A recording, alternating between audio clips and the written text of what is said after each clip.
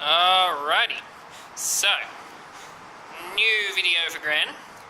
On the top you can see my anvil, and over here is another piece of railway plate that you can see sort of the dimples on it. I have polished it for some time.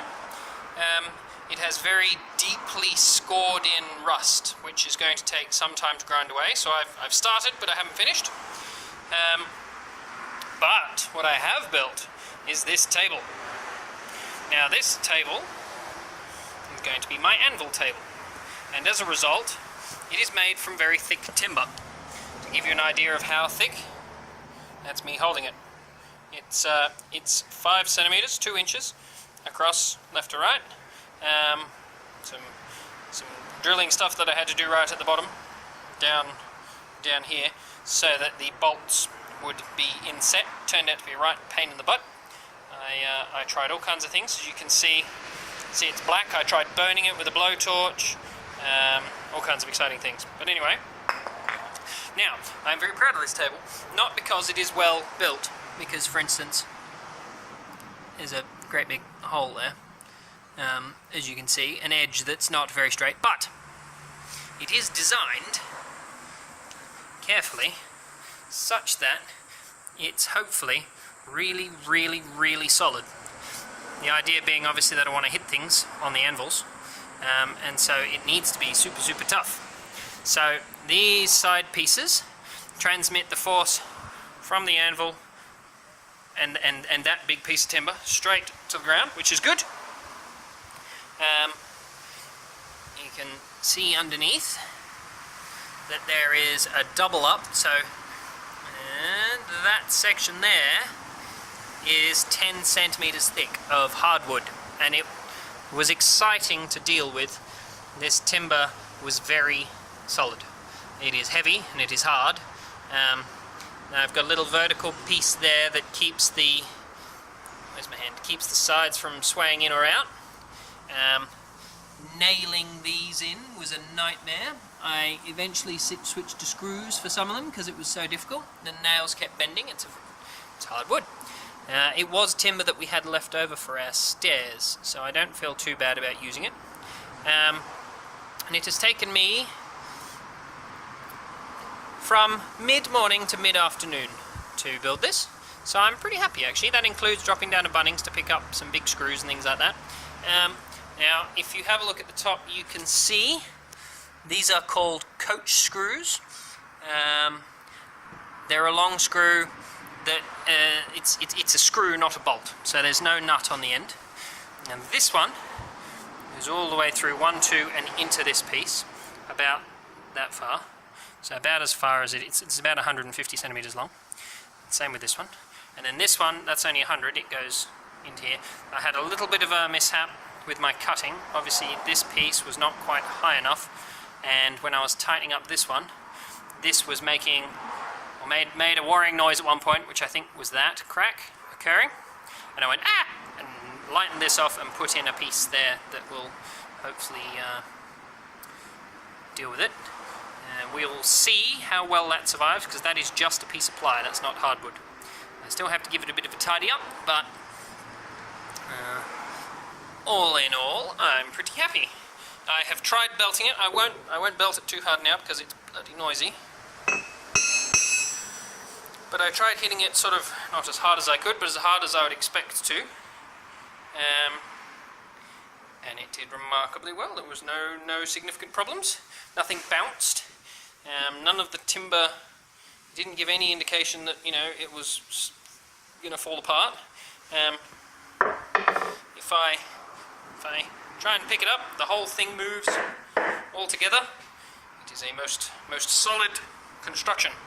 As you can see, maybe you can't see, I am pretty mucky. There we go.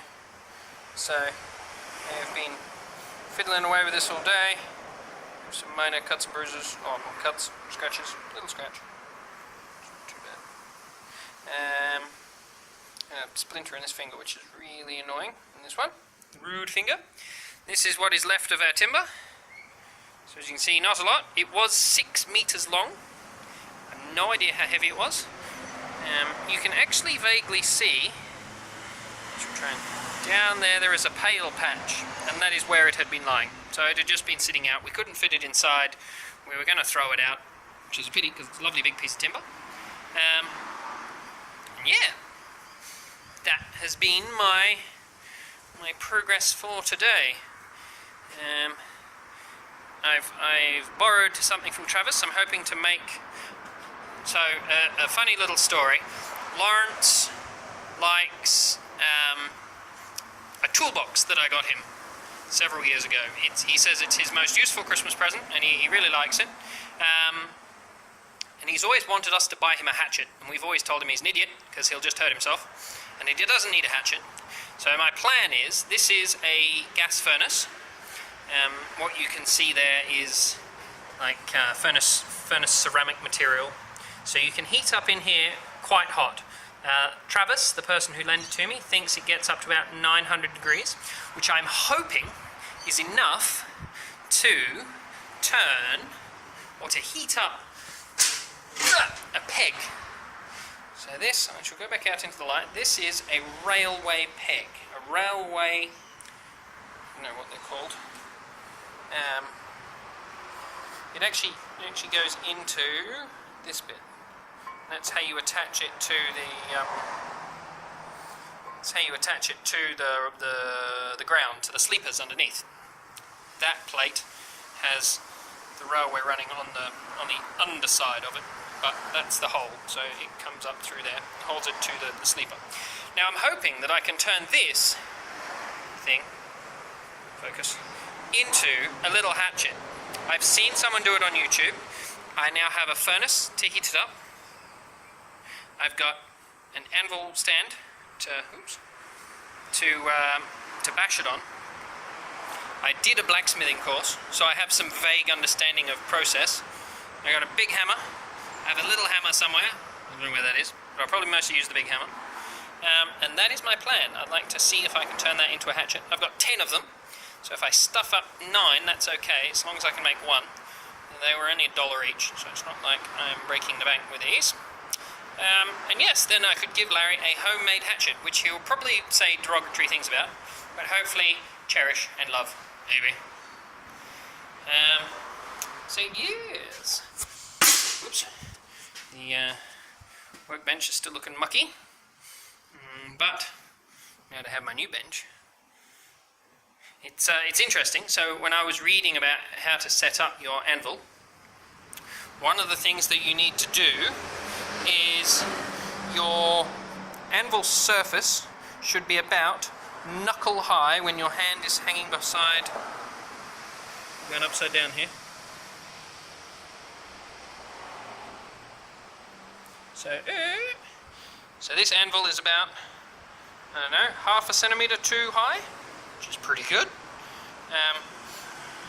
It's probably that half a centimetre, that little piece of rubbish. So I'm pretty happy. And yeah, I've got to add some hooks and things so I can hang things. And there's a little bit of space at the bottom. I don't know, put something. But yeah. I don't know if this is focused. This is me. I've been growing my beard recently because I'm lazy.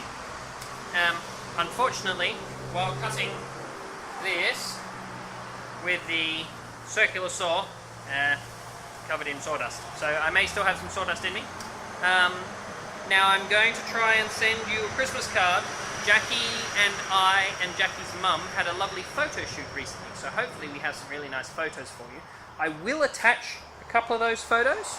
I will attach a couple of those photos to the email that I send this video with, the link to this video. But if not, you'll get a Christmas card hopefully soon with one of the nicer ones printed out. And yeah, Merry Christmas. I will try and give you a phone call probably this evening after I have sent this email and double check that you got my last email, because I linked a couple of videos about our tank day and sent through a bunch of photos, and I'm not sure if it made it because the photos may have been too big. So if that is the case, I will resend through the links at least. A little bit late, but that's okay. That was for Lawrence and Pip's birthday. We took them on tank. Anyway, lots of love. And yeah, I will next video. I don't know what next video will be on. Probably on some more of my armor. Now that I've got a little bit more stuff that I can build with. So yeah, Merry Christmas and lots of love. Talk to you later, Gran.